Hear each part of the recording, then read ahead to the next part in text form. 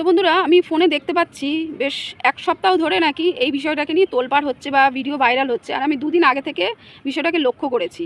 তো এখানে বলা হয়েছে, মানে সেই ভিডিওগুলোর মধ্যে দেখানো হচ্ছে যে বৃন্দাবনের দুজন ধর্ম মহাগুরু, একজন হলেন শ্রী অনিরুদ্ধ আচার্যজি আর আরেকজন হলেন শ্রী প্রেমানন্দ আচার্যজি।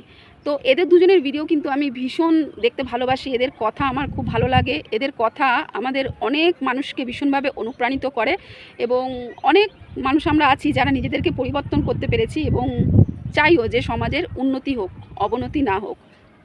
তো সমাজে এখন যা চলছে এই নিয়েই তারা কিছুটা বিষয় তুলে ধরেছে। সেটা হলো, তারা নাকি বলেছেন যে কিছু কিছু মেয়েরা আছে যারা 4-5 জায়গায় মুখ মেরে বেড়াচ্ছে। তো কথাটা কি ভুল বলেছে? সত্যি তো সমাজে এটা হচ্ছে।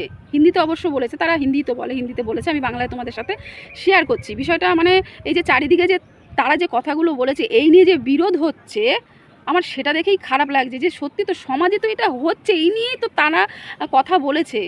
ভারতীয় যে একটা সংস্কৃত আছে, সেই ভারতীয় সংস্কৃত কোথায় যেন আস্তে আস্তে মুছে যেতে চলেছে, সেটার তারা ভয় পাচ্ছে। যেই কারণে সেই ধর্মগুরুরা এই ধরনের কথা বলছে যে মেয়েরা তো কিছু সব মেয়েদের কথা কিন্তু বলা হয়নি, কিছু মেয়েরা বা কিছু ছেলেরা এই জিনিসগুলোই করছে, 4-5 জায়গায় মুখ মেরে বেড়াচ্ছে। আমরা তো চোখের সামনেই দেখতে পাচ্ছি, বিয়ের আগে একসাথে তারা রয়েছে। এটা ইংলিশে কি বলে, লিভিং রিলেশন।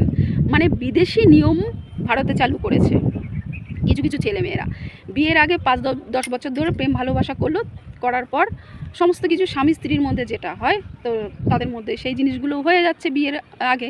তো ছেলেটা তখন কি করলো, মেয়েটাকে ছেড়ে অন্য জায়গায় বিয়ে করে নিল। মেয়েটা তো ছেলের বিয়ের মণ্ডপে এসে ভ্যা করে কাঁদছে যে আমাকে কেন বিয়ে করলো না, বেশ করেছে তোকে বিয়ে করেনি, মনে ছিল না প্রেম ভালোবাসা করার সময় যে বিয়ের আগে এই সমস্ত কিছু করা যায় না। বিয়ের আগে যদি তুমি মধু ঢেলে দাও, তো সেই মধু খেয়ে খেয়ে তো অরুচি ধরে গেছে, আরেকজনের মধু খুঁজতে তারপরে যায় বিয়ে করে। তো আবার এমন হচ্ছে যে বাবা মার অপছন্দে বিয়ে শাদি করে ভেগে যাওয়ার পর সেখানে 1 বছর সংসার করার পর আবার ফোনে ফোনে নতুন জনের সাথে আলাপ হলো, তার সাথে আর কি প্রেম তৈরি হয়ে গেল, ব্যাস।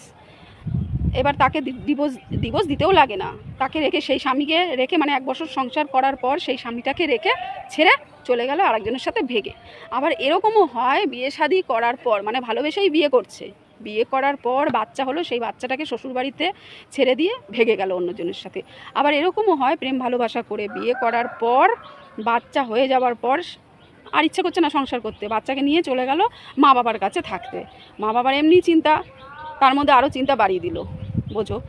মানে সমাজটা আস্তে আস্তে কোথায় চলে যাচ্ছে। আর একজনের দেখা দেখি 10টা মেয়েরা এরকম আর কি করতে সাহসটা পাচ্ছে। শুধু মেয়েদের ক্ষেত্রে কিন্তু লাগু হয় না।